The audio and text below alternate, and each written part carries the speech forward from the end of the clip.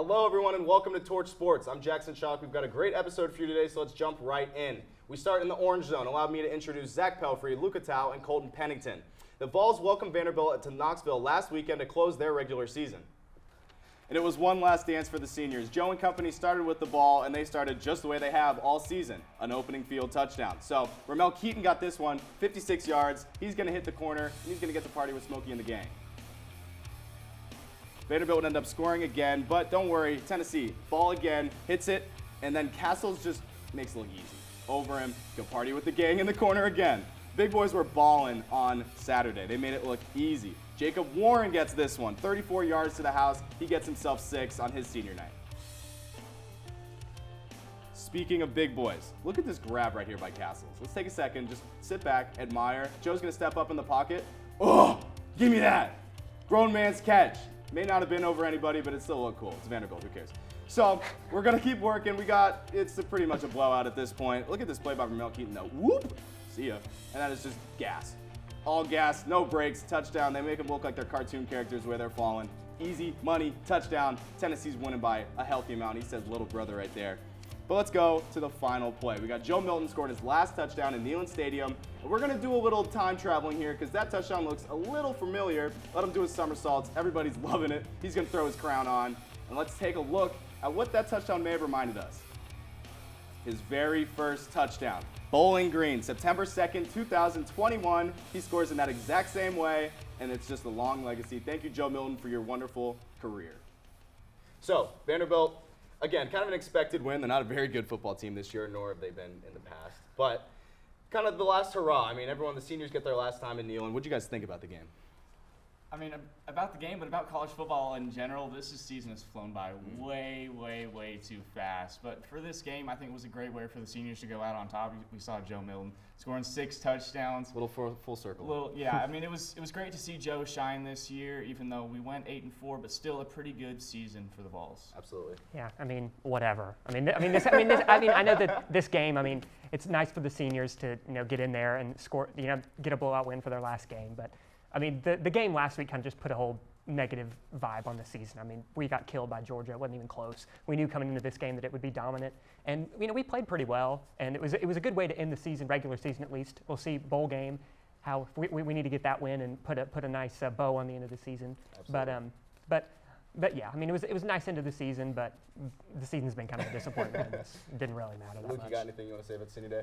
Yeah, I mean, y'all have pretty much said it all. I mean, it was just it was the performance you wanted to see as the last game of the regular season from the Vols. They just did everything they really should have done, and it was a nice way to cap off the season. Absolutely. So this is it. I mean, we've got a bowl game coming up, but for the regular season, 8-4. What are you guys' takeaways? I mean, I know that the ceiling was set very, very high. And I think a lot of people were unnecessarily optimistic about what could happen. We saw what happened in the Orange Bowl last year and really thought that Joe would be able to take that next step.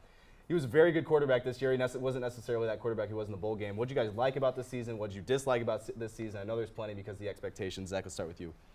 So a lot of highs and lows this season. We've seen losing to Florida again, losing to Bama again, Georgia again, and then dropping that game to Missouri. A lot of highs and lows this season, but still an 8-4 performance.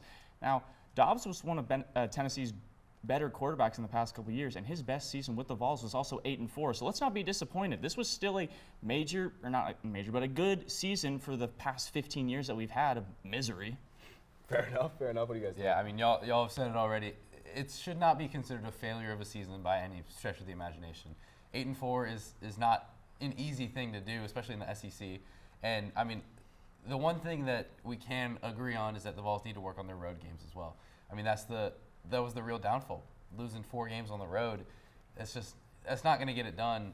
So I mean, that's definitely something to improve on. But this season as a whole, you can't look at it in a negative light. You got to look at the positives. We had some good wins, we had some bad losses, but as a whole, this season was still a success in my opinion. Cool. Yeah, I mean, I think that you talked about the expectations coming in. I think a lot of people just had too high expectations. I mean, coming off of last year, we had a really successful season, but we lost a lot. I mean, Hendon Hooker, Jalen Hyatt, all these guys. I mean, it might have been a little delusional for a lot of people to think that we were going to replicate what we did last season with losing all those guys.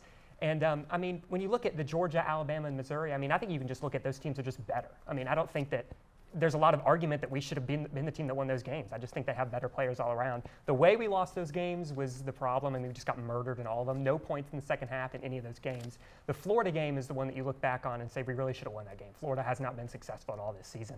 So I think that is what we need to look forward to in the next season. I think we're going to end up around the same spot. You know, we lose Joe Milton. Hopefully Nico can come in and play well, but I'm seeing another 9-3, 8-4 season next year as well. I think a big part of that has to go with the play calling. This year we had very conservative, slow play calling, and that's not the Josh Heupel offense that we've seen the past couple of years. But also, you got to remember, our defense has been riddled with injuries this past year, and then losing our best receiver in the South Carolina game really hurt us on the edge of November. Absolutely, yeah. Injuries, not the most fun thing to deal with, and especially in Impact. But nonetheless, I think a good season. It's been fun talking football here. But that is going to wrap up the first half of Orange Zone. But stick with us because we're not done with college football yet. We got the conference championships coming up. We got the college football playoff coming up. We're going to have predictions for both of those. In the meantime, we're going to head over to this week's Pick 6 with Jay and Brendan. We'll see you soon.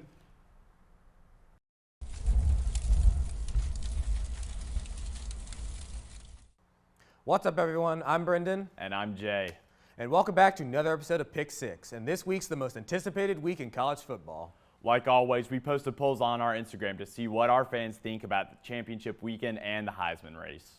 We're going to be focusing on the Power 5 conferences, which are the Pac-12, Big 12, ACC, Big 10, and the SEC, and of course, the Heisman race.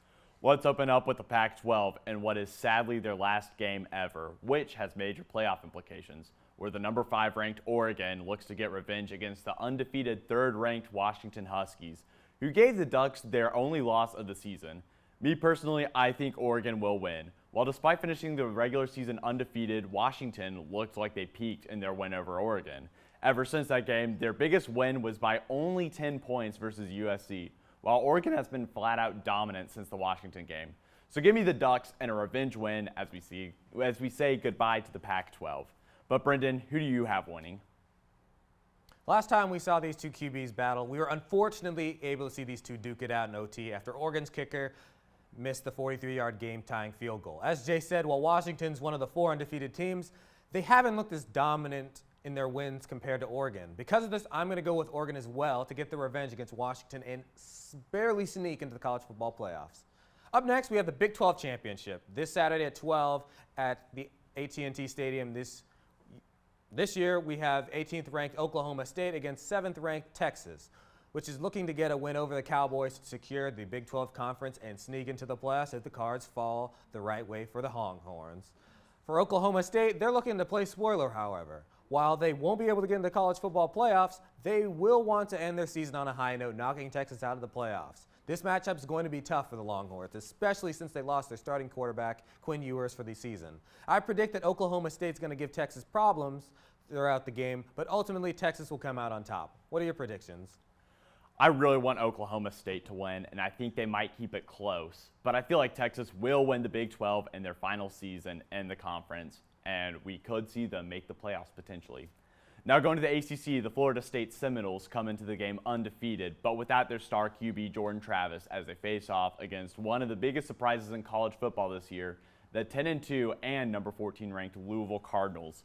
Me personally, even without Jordan Travis, FSU still has tons of talent and just looks like the better team, while Louisville is coming off a loss to Kentucky. So give me the Noles for this one, but what do you think?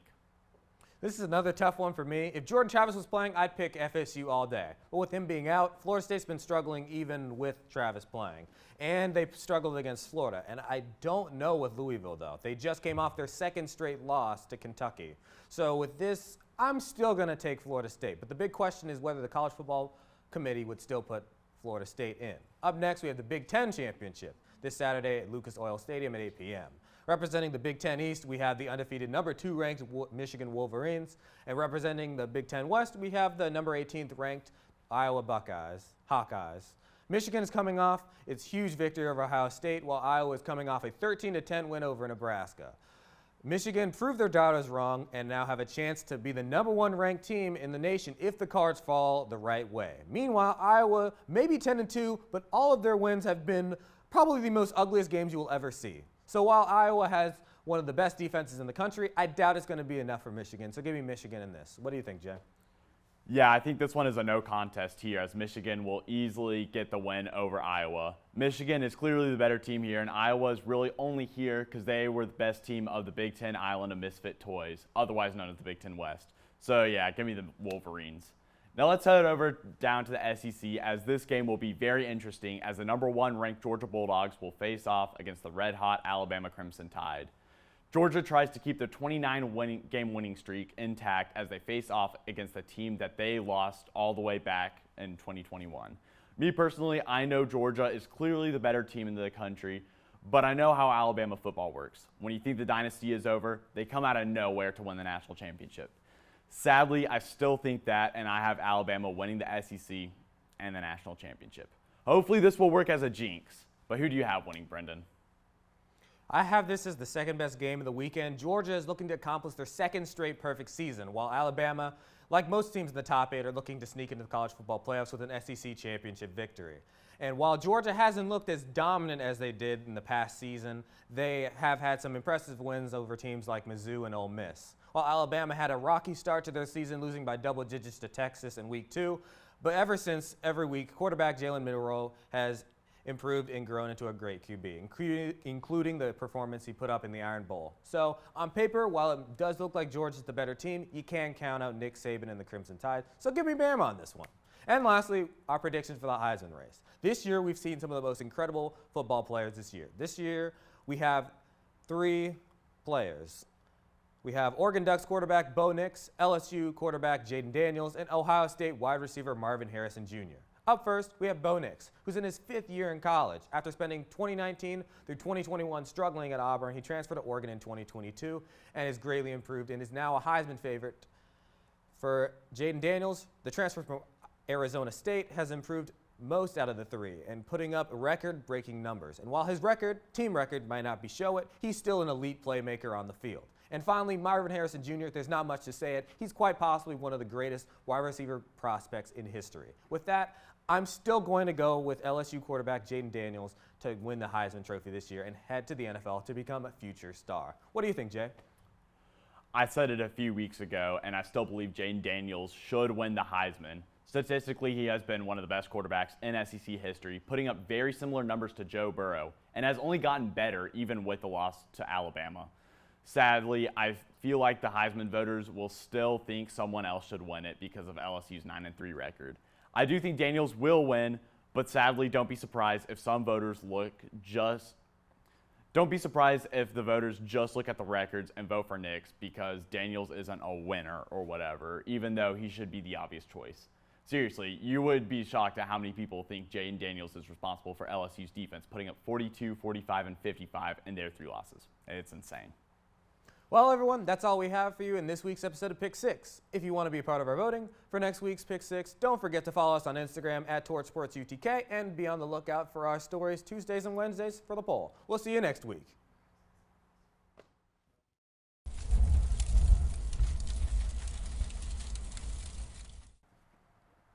Hey everyone, welcome back to another episode of Rocky Talk. I'm Alexis Ruma alongside Caitlin Gill and Matthew Selitsky.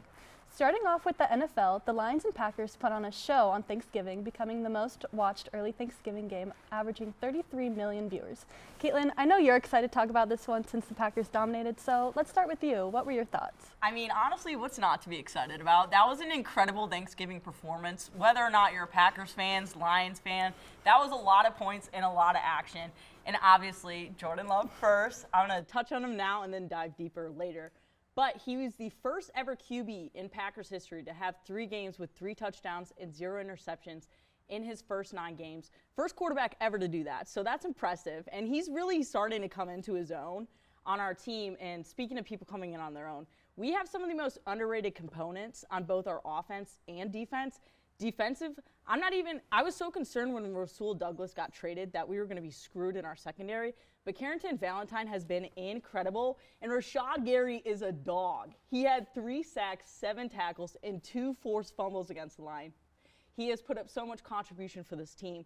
And speaking of contribution, Jaden Reed is coming into his own on wide receiver. Among rookie wide receivers, he ranks first in rushes of at least 10 yards with 4, tied for second in plays of at least 20 yards with 10. and 3rd in total touchdowns with 6. And he's done all that in the last few weeks. He is coming up, and Jordan Love coming up. This is a classic case of media speaks and twists the narrative, because realistically, Aaron Rodgers and Jordan Love have mirror-perfect stats their first 11 games. Aaron Rodgers, 2,599 pass yards and 21 touchdowns. You know what Jordan Love has? 2,599 pass yards and 21 total touchdowns. And people argue, what about interceptions? Rodgers 9, Love 10. So we are on the same playing field. And this weekend, the Packers play the Chiefs. And guess whose stats aren't that far off from Jordan Love's? Patrick Mahomes. This is also a very underrated matchup because everyone's loving Taylor Swift this season. We have Simone Biles with Jonathan Owens, y'all, so this is going to be worth the watch. And Mahomes this season, 2,917 yards, 21 touchdowns, and 9 interceptions. Love only about 400 yards behind and 2 touchdowns. So everyone's going to give him a break. And the Packers right now, we got the Bears, Panthers, Bucks, and Giants coming up. Very winnable games. And if we manage to take a win over the Vikings or Chiefs, Packers look like a playoff lock. You mentioned the viewership. I would be willing to bet that has something to do with the halftime performance. But look, it was a great halftime performance. Jordan Love was the X factor in that game, and I'm someone that is a man of my word. Jordan Love has been dominant. He has. You know, I gave him a lot of slack at the beginning of the season. He's really coming to his own. Very true. Now, the Packers are still 5-6. I think it's blasphemous to compare Jordan Love and Aaron Rodgers and put them on the same playing field, because I think you're talking about a first ballot Hall of Famer and a guy that's barely scratched the surface. But in due time, this is season number 1, how they progress, how he gets into his own, to be determined. Now, I want to know, that was a Lions football game in the sense that they led in total yards, they led in passing yards, led in rushing yards, and the Packers still came out with a win. The whole point is Jordan Love was the X factor. This was a Jordan Love game and nobody else. That's the truth. He was dominant as he has been all season. Well, to 2 points. Number one, comparing Love and Rodgers is to the point that everyone trashes Love because he's just not the next quarterback. He was for the Green Bay mediocre Packers. to start the season. He has the same stats as Aaron Rodgers. What do you mean he's less capable? 5-6. I'm We're not saying 11 he games is. in. Yes, but look at his change in the last 4 games. His stats are absolutely incredible, and all those interceptions are well past. He is doing great. And also the comparison with Patrick Mahomes is everyone says Patrick Mahomes, he lost all his weapons. He has no one to go to. Jordan Love has a whole wide receiver group of first and second years. Why is it different? Why? It's not different. He's doing the same Because you're 5-6. stats. That's why it's different. It You have a doesn't losing matter. record. That's Look, a team stat. Here's the bottom line, right? I don't remember what the stat was way back when Aaron Rodgers was in his first season, but I'd be willing to bet he had a better record than 5-6. No, he Packers actually right did now. it. The Packers were 6-10. At the end of the season, I'm saying 11 games in. 11 games in, They where were were probably we? worse. Well, we'd have to go back So into the everyone history has to books. understand that everyone has an origin, and you got to give credit where credit's due. Love He's had an been incredible excellent. performance, and what he's working with, all our wide receivers are coming in their own too. Christian Watson, we finally got him in action. Romeo Doubs, Jaden Reed, they're all making contributions right now. The Packers look like a solid team for what they are. They're not Super Bowl contenders. No, but not at for all. what they're working with, they look pretty damn good. Look, I'll end with this. Contributions are contributions as much as you can give, but when you're 5-6, how much contributions are you really contributing? At the end of the day, Jordan Love has not earned the benefit of the doubt to say, you know what, next game we expect him to do the same thing or better, right? He has not earned that. That's why they're 5-6. He has been, for the most part this season, a mediocre quarterback. Aside from Zach Wilson, aside from Mac Jones, Jordan Love is the 3rd worst quarterback in the NFL among starting quarterbacks. No, It's are not you a kidding debate. me? It's not a debate. Are you kidding Statistically, me? off paper, however you want to look at it, 3rd worst quarterback. But with that being said, because he has not earned the benefit of the doubt, I would expect Jordan Love to return to his mediocre self at some point this season. Then again, he's young. This is what the experience is for. In due time, we will see the Jordan Love improvement. We will see maybe something a lot less like Aaron Rodgers, but something better. But again, in due time.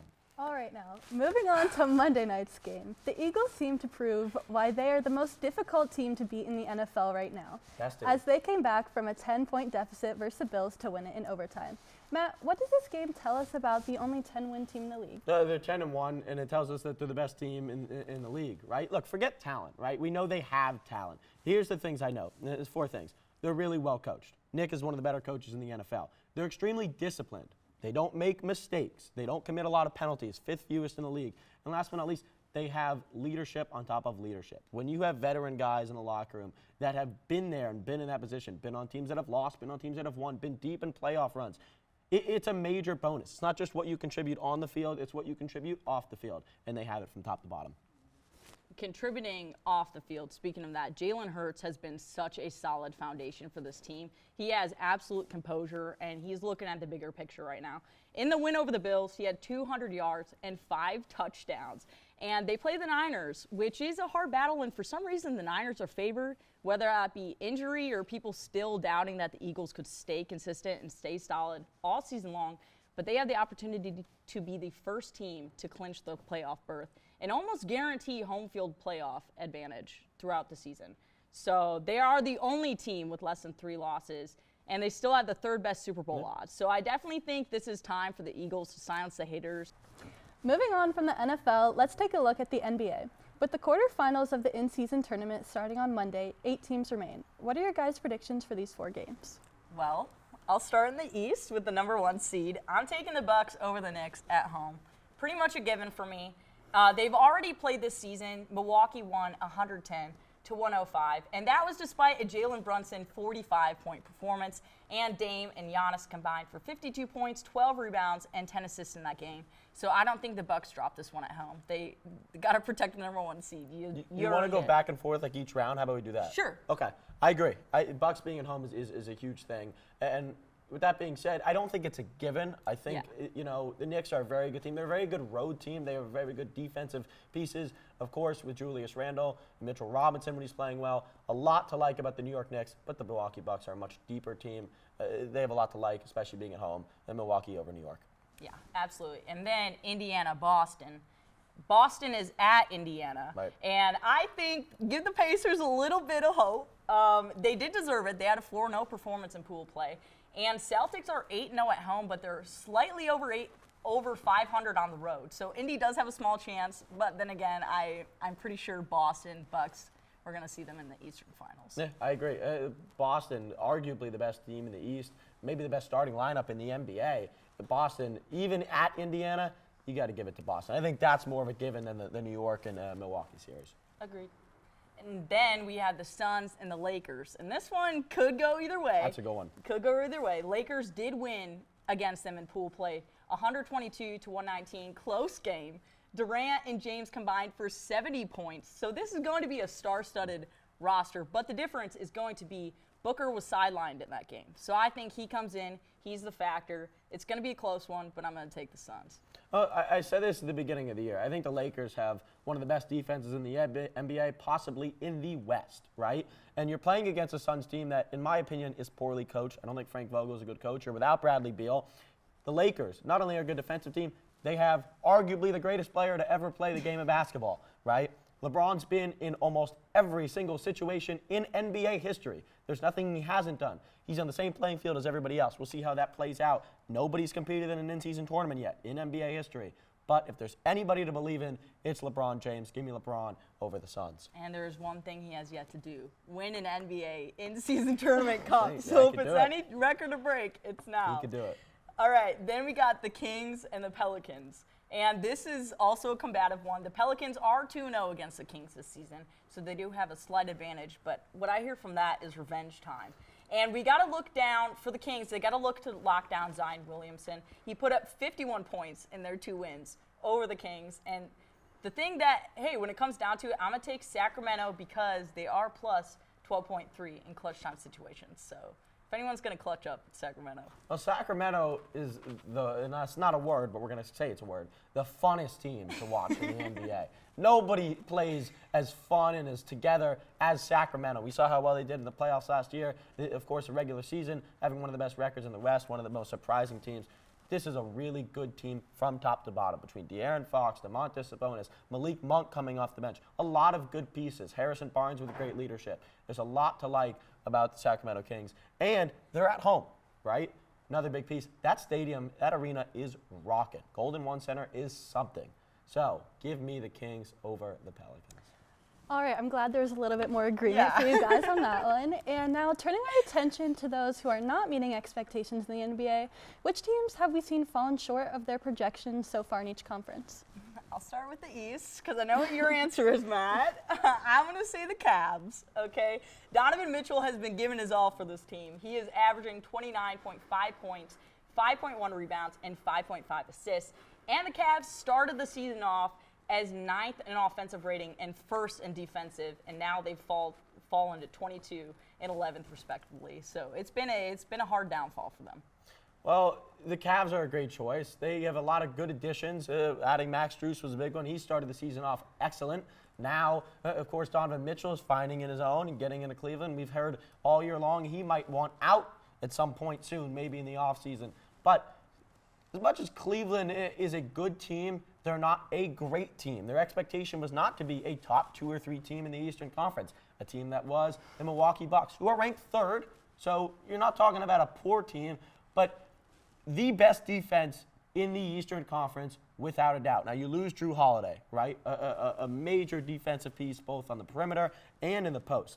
But they have the 21st worst defensive rating in the NBA right now. 25th worst defensive transition team. How quickly do they get back in transition? They have the runner-up defensive player of the year last year in Brook Lopez, and of course Giannis Antetokounmpo, 2-time defensive player of the year winner, and a guy that can guard all positions. How are they this bad on defense? And it's really interesting. It boggles my mind. It boggles mine too because the biggest push for Adrian Griffin was he is a heavy defensive-minded coach. Right. So that was the improvement that the Bucks fans were expecting. But I think he's taken his Toronto experience and is initiating that, but not adapting to the Bucks. And I feel like you mentioned Brook Lopez. There's so much more he can do, but I just feel like he's not adapting to the team he's working with. He's getting old. You add Damian Lillard, who's not a defensive player and is an offensive player, and we're seeing the supplement of offense now. Of course, the Bucks have a lot more offense. The offensive flow and the rhythm and their actions are a lot smoother. They're not working so deep into the shot clock as they used to last year. So there's a lot to like about the Milwaukee offense. Their defense is their problem. Yeah. Now, we're early in the season. So I'm going to pick the Bucks just because their defense is not up to par. You would think the offense would take longer to make sense of. The defense has been the biggest issue with the defensive assets they have. Now losing Drew Holiday, clearly huge for them, but I expect them to pick it up. As of right now, Milwaukee's the most disappointing team in the Eastern Conference. They should have the best record in the NBA. Yeah. And for the West? Well, I'm going to say Grizzlies, the most obvious choice. I mean, there's a lot of expectations here. They added Marcus Smart. They added Derrick Rose. And granted, he was initiated a 25-game suspension. So that's taken a huge hit. And this is a team where, like you said, it's kind of just right now. In the long run, I think they'll be able to turn things around and pick it up a little bit. But they currently have the league's worst record at 1-8. And they are ranked in the bottom half on both offense and defense in the league. So I think that's the most obvious choice. It's tough to pick a team that has your star player out 25 games. And it's interesting because last year they played really well without Ja. They had a great record without Ja. So how you go about it, it's very interesting. I'm going to go with the Warriors. I can have 2 picks, but I want to start with the Warriors. They are playing as if they're old. Now, they are old to an extent. It's all relative. But they have young guys like an Andrew Wiggins, right? But they also have a lot of veteran leadership. You add Chris Paul, who is now out indefinitely. Clay is not the same player. Steph is getting older. Steph is still playing at a high level. But Steph is not giving you what he gave you last year, which is playing out of his mind, right? And, of course, Draymond Green, older, not the same player. The Warriors, who are finally back without the Jordan Poole headache and have the dynasty back together, the chemistry back together, have been the most disappointing team in the NBA this season. Not even just the Western Conference, in the NBA. Clippers. A lot of people want to say the Clippers. They were great before the Harden trade. The Harden trade happens, suddenly they can't play basketball the right way. In due time, they'll figure it out. If you don't make that Harden trade, Clippers are one of the better teams in the NBA. All right, well, that's all the time we have for this segment of Rocky Top, as we'll head back over to Orange Zone. Thanks for tuning in.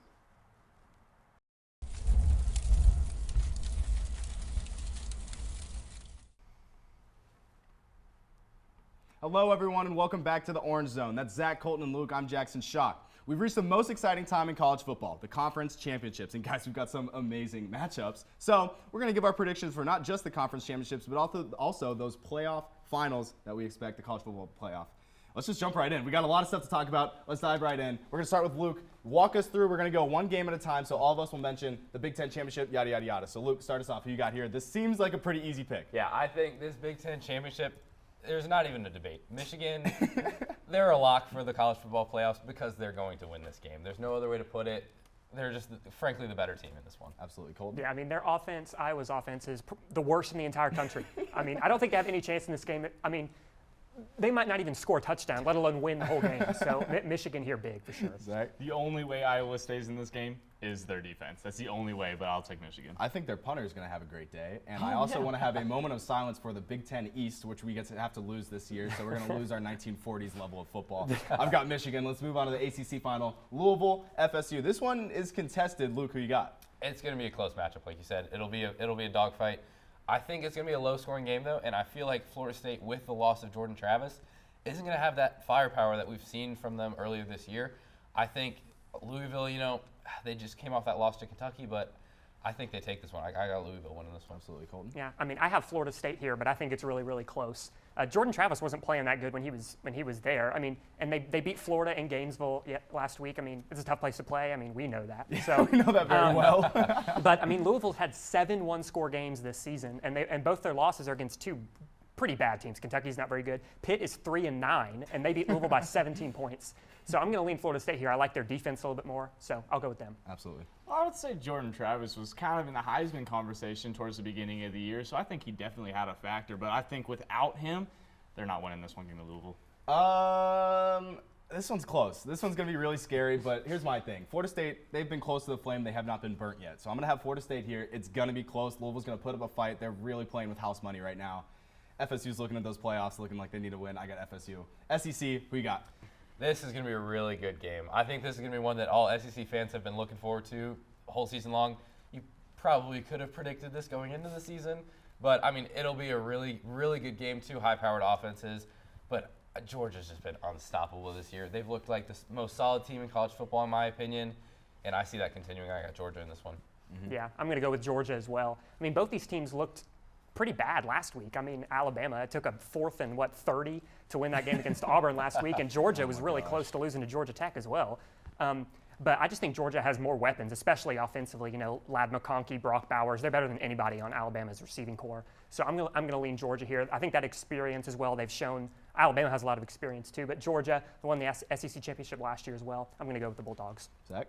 Wrong. Bama. I'm taking Bama this one. I think they're going to have a little revenge tour. I think they're going to remember what happened in the college football playoff 2021.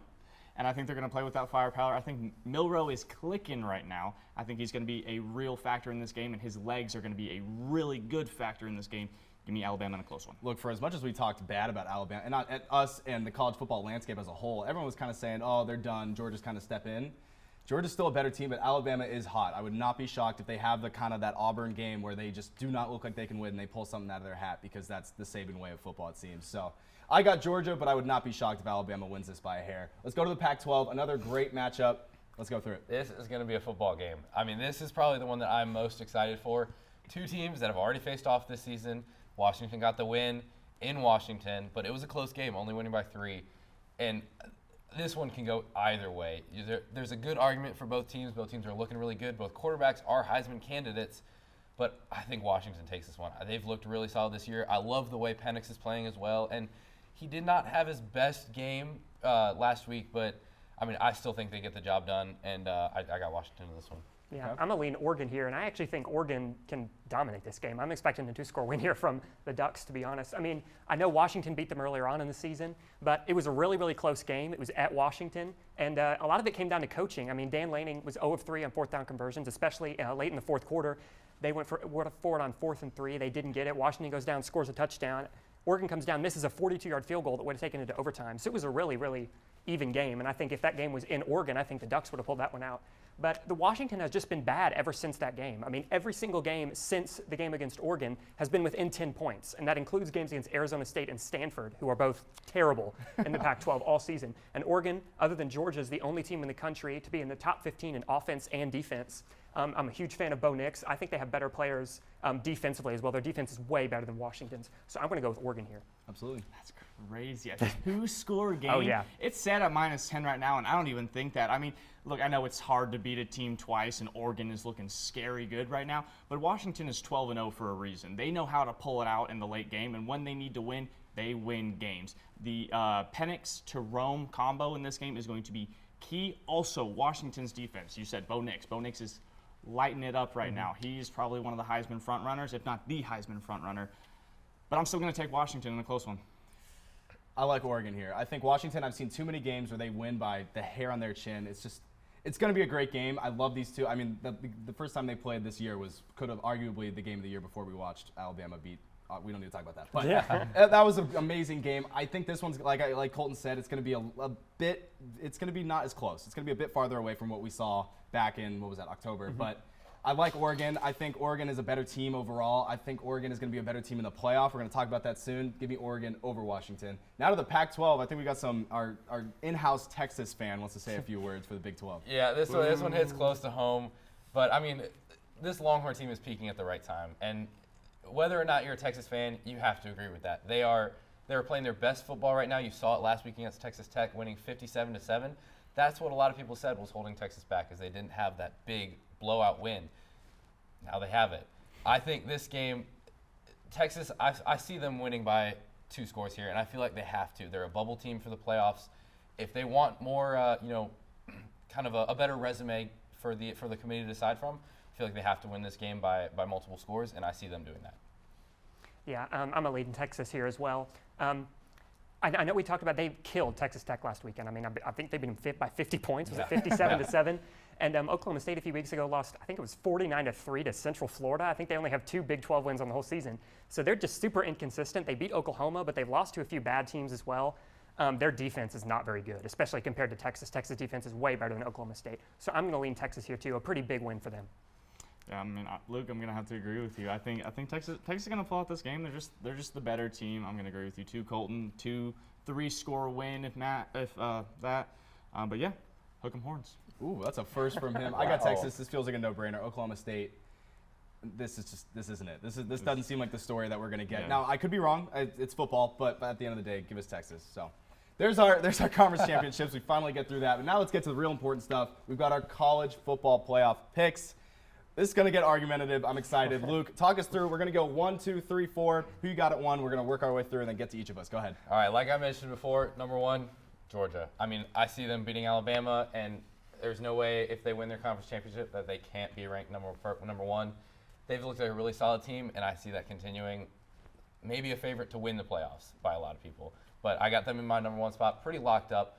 Another team that I've already mentioned is relatively locked in to the playoffs is Michigan. They're going to win their conference tournament. Their resume speaks for itself, undefeated. You got to put them in there into the 2 spot. I think those two are probably the least debatable spots right now for the playoffs. And here it gets a little bit more tricky, more debatable. I got Washington in my number 3 spot because with them winning, if they win their conference championship, I don't see a reason you can't put them at 3 with their undefeated season. Especially if Florida State loses, they'd be the only other undefeated team other than Georgia and Michigan left in college football. So I would have to slot them in at the number 3 slot there. And then you look at the very tight race for number 4 between all of the 1-loss teams that are in college football right now. I mean, you got Texas, you got Texas, Bama.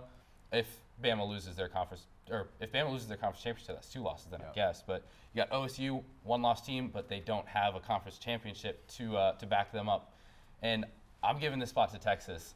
Shocker. They've just looked like an incredibly solid team this year. And if you look at the criteria that the committee chooses the playoff spots off of, they choose 4 things. It's their record, their strength of schedule, whether they have a conference championship or not, and the head-to-head matchups.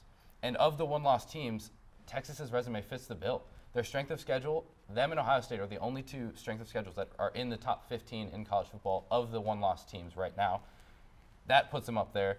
Texas beat Bama by 10 in Tuscaloosa. So even if Bama were to beat Georgia in their conference championship, I don't see a way you can put Bama over Texas because of that head-to-head and the strength of schedule. Also, Texas's only loss, you talk about Washington and Oregon and that close game. Texas also had a close game. Oregon losing by 3, Texas losing by 4 on a last-minute drive at a neutral site. It goes hand in hand with the Oregon. So I think Texas's resume against these other one-loss teams stacks up the best, so I got them in my 4th spot. The only thing I want to say about that is that OSU, of the one-loss teams, puts up a slightly better resume. They have the better loss between them losing to Michigan and you guys losing to Oklahoma, because Michigan is the number 2 team in the country and Oklahoma's like, what, 20? I like how you said you guys. I just wanted to ask real quick if you get commissioned for sponsoring Texas. Yeah. No, I wish I we've did. seen but- him Shocked you don't have We've to put seen him something enough at the off bottom camera. that says like this segment is brought to you by Austin, Texas. So go ahead. So with you saying that, you would take OSU. No, I'm not saying conference I championship. would, but I'm saying there is a conversation to be made. The only thing I would say about Texas being over them is their conference championship. It's the only thing I see.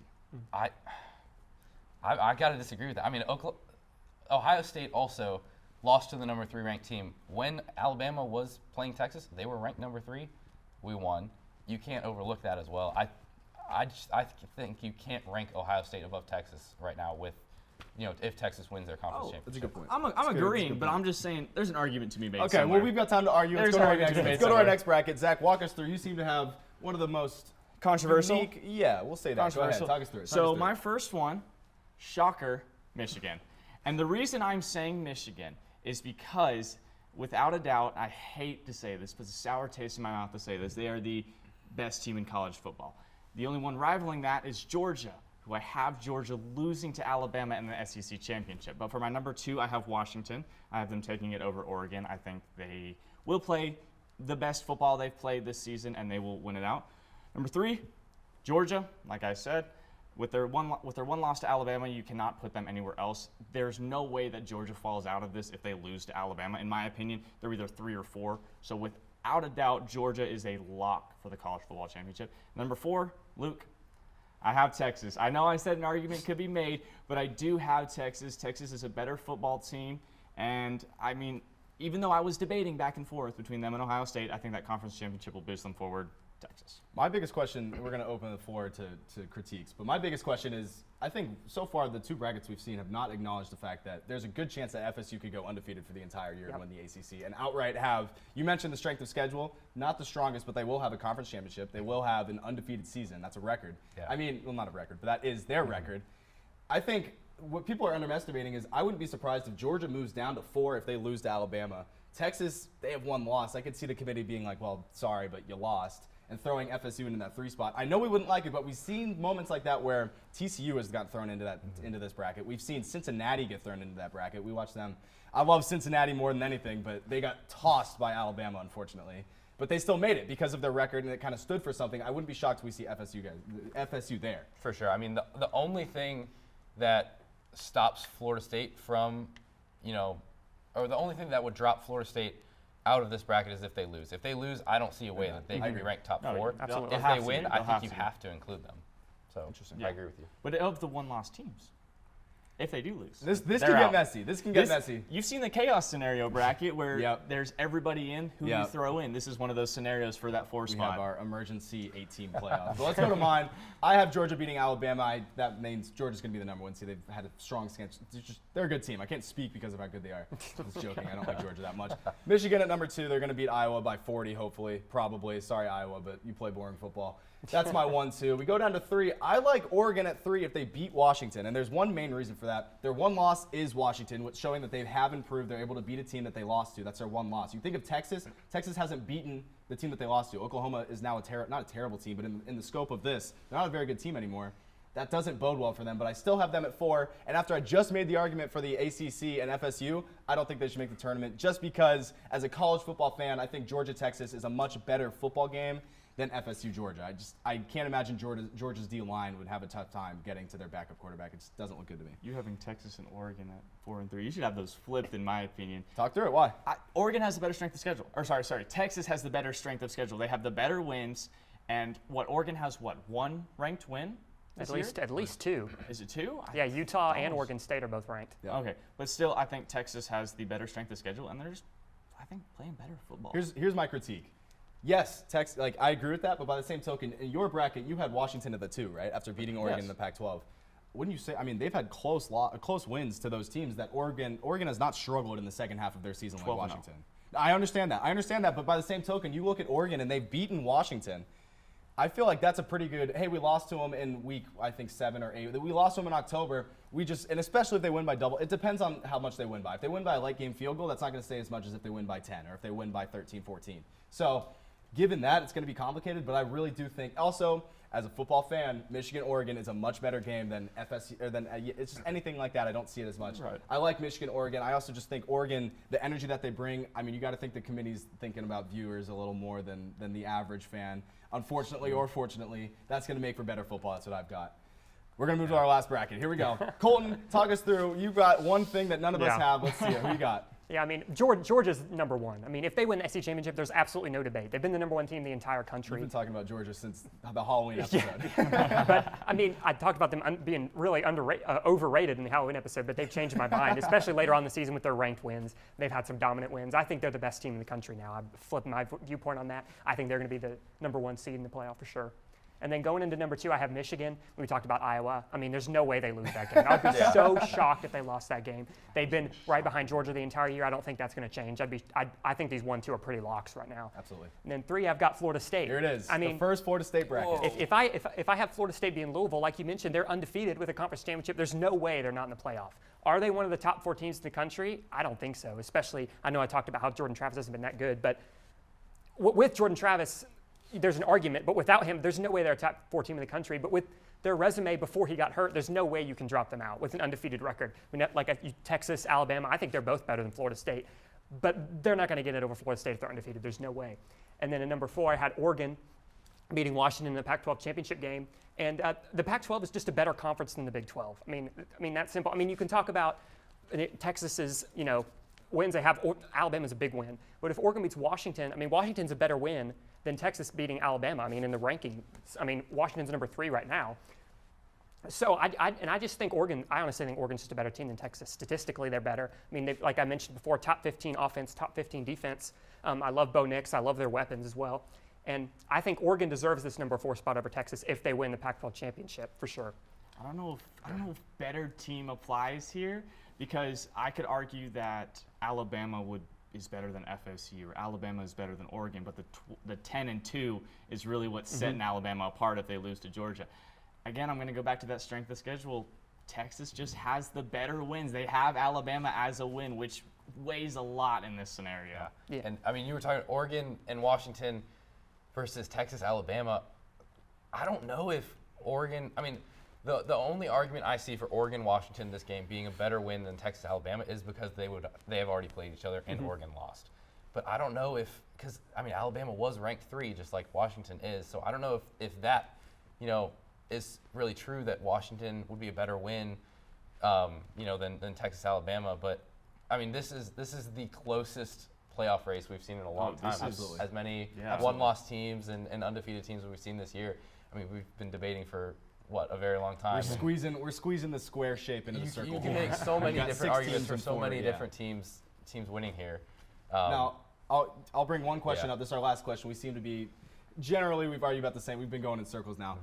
My one question, what would it take for Michigan to jump Georgia, aside from a Georgia loss? Do you think it's possible for Michigan to jump Georgia if they both win their conference championships? The only way is if Georgia wins a very close one and Michigan plays out of their mind. I'm talking 50-3. That's the only way you can make an argument. I don't see any other argument besides that. What about Washington? So go ahead. I don't even think that would be enough, honestly. Yeah, I agree. I think that Georgia, if they win, it's a lock for number 1. Yeah, I mean, especially since even if they win a close game, I mean, they're playing Alabama. Michigan's playing Iowa. Yeah. I don't think if Georgia wins, I don't think there's a way that they're not going to be number 1. All right, last devil advocate question.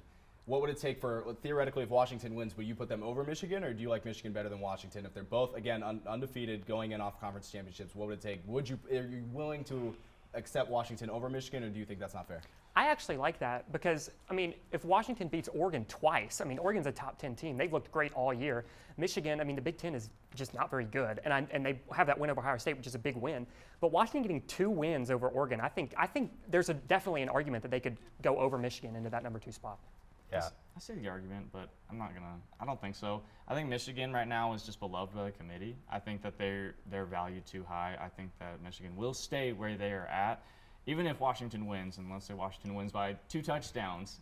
I still see Washington sticking in that 3. The only way they move up to the 2 is a Georgia loss. It's a funny argument because we're arguing whether they're going to be 2 or 3.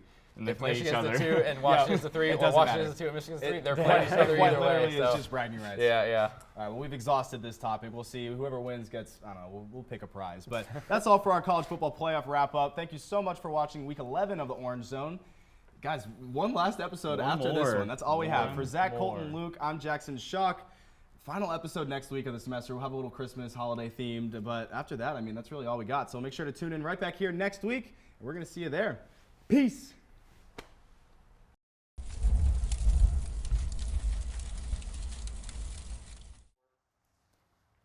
Welcome back to another episode of Sportscast, and I've got to tell you, I've been all smiles recently because my Pittsburgh Steelers are reborn. You've heard the chants everywhere, at Steelers games, hockey games, at college game day, all around the country, fire Matt Canada. And finally, Matt Canada is gone, and the days of the drought are over for the Steelers. We just had our first game with 400 yards of total offense in 58 games, and let me ask you, when do you think Matt Canada was hired? 59 games ago. It doesn't take a rocket scientist to connect the dots there. Let's get into it. First off, this offense under Canada was probably one of the most painful to watch in the entire league. Just to be honest with you, I'm so tired of just the jet sweeps and the wide receiver screens in critical situations. And you know what else I'm tired of is when my team can actually form a decent drive to the opponent's territory and we run the ball up the middle twice, we lose 2 yards, and we throw a wide receiver screen on 3rd and 12 and get tackled behind the line and we punt. That's what I'm tired of. And I just can't stand it anymore. I just can't stand it. Since Matt Canada started in 2021, Canada's 730 total points ranks 29 out of 32 in the NFL. That's terrible. But you get ready for this. Buckle in. His offense has scored an average of 17.9 points per game, fewest in the NFL. Worst rated offensive efficiency, lowest QB rating, fewest yards per passing attempt per carry and per game. I'm speechless. I'm speechless. And if I'm a defensive coach against Canada, I'm getting my guys in the film room for less than 5 minutes. Less than 3 minutes. I give you 3 minutes, and you can get all 7 of our offensive plays, because that's what it seems like when you watch. 7 of our offensive plays. The problem with the whole situation here is the legendary Rooney family, and I love them to death. They've been owners since the start of the franchise in 1933. They're too loyal. They're too loyal to their coaches. The last time the Steelers they fired a coach midway through the season. Guess, 1941, World War II era. A guy named Bert Bell fired himself. He didn't even get fired. The Rooneys didn't fire him. He fired himself. And honest to God, I wish Matt Canada would have fired himself, but we can't get what we want there. Bert Bell fired himself after an 0-2 start to the season. In 90 years of this franchise, the Rooneys have never fired a coach midway through the season until now. This is monumental stuff here, guys. Monumental. But I'll tell you this, Mike Tomlin is an absolute saint for putting up with Canada for 59 games. And how in God's name did he muster a winning record? I have no idea. And not just a winning record, but a 7-4 record. I have no idea. That man, I mean, just Hall of Fame caliber at this point. I'm just going to put that out there. But Canada's gone. I want to switch up the vibe. Let's switch up the vibe. We're being very negative. We got a clean slate here. We have a clean slate. We have a 7-4 record. Let's get positive here, okay? Let's break down the win against the Bengals. To be honest, this was a great win, but it was not perfect, okay? We only scored 16 points on a Bengals team led by Jake Browning, 3rd string. Not fantastic, but I'll tell you, a drastic improvement. Drastic improvement. Kenny Pickett, season high 278 yards on a 73% completion rate. The running game looked absolutely fantastic. Najee looked like the lead back again after Warren kind of had the reins for the first 10 weeks. But Najee was back. 99 yards, game-winning touchdown in the 3rd quarter. Player of the game, Pat Freiermuth, got to be. 120-yard day, 9 for 11. To be honest with you, Canada held him back in every sense of the matter. He held him back, and I'm so excited to watch Pat Freiermuth for the rest of this season here. Let me tell you this. I'm glad Canada's gone, and I can tell you this will be a massive, massive difference in the Steelers team from now on, and I wouldn't be surprised if this team makes a solid playoff run. It feels like the last 2 years we've just completely given up on trying to win a Super Bowl, and I'm not going to sit here and tell you that we're going to win one this year, but I will say since we fired Canada, it feels like we're actually trying. And yes, I'm aware we're known for our first-round exits, but don't doubt the Steelers here. Okay, I have faith this year. Something beautiful is brewing. I'm Luke Lamery. Thank you for tuning in to Sportscast. Thank you for tuning in to another episode of Torch Sports. Make sure to follow us on Instagram at TorchSportsUTK and on TikTok at Torch Sports. Have a great weekend and go Vols!